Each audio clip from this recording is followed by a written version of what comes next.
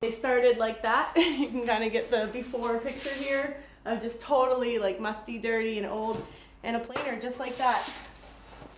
Today, woodworker Carlie Steiner is making customized wood household items. Her coasters and cutting boards are especially popular. She shapes some into estate or country. So basically this is a cutting board made all of exotic wood. Just 6 months ago, she was a successful Washington, D.C. restaurateur. Her restaurant called Himitsu was featured in the magazine Bon Appetit as one of the 12 best restaurants in the US.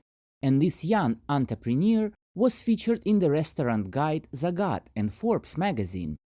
As soon as I graduated, I actually took a job with Jose Andres at Minibar and Bar Mini.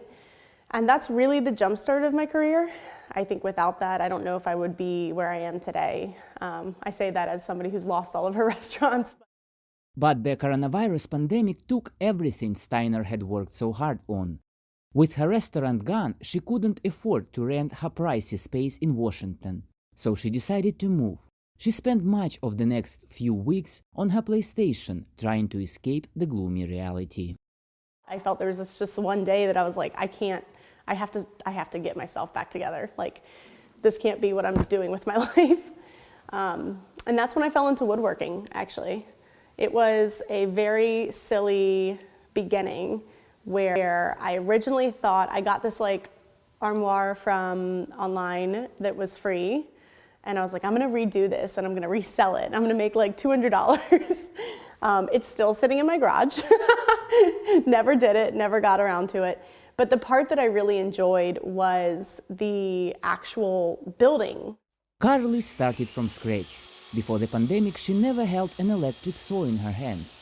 She turned her garage into a workshop and got to work.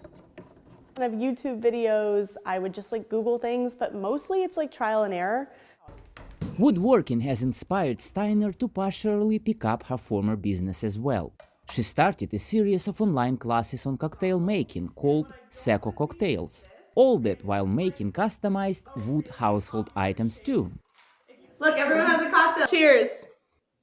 Anybody can join, and it's more of like a cocktail collective, so people who come love cocktails already.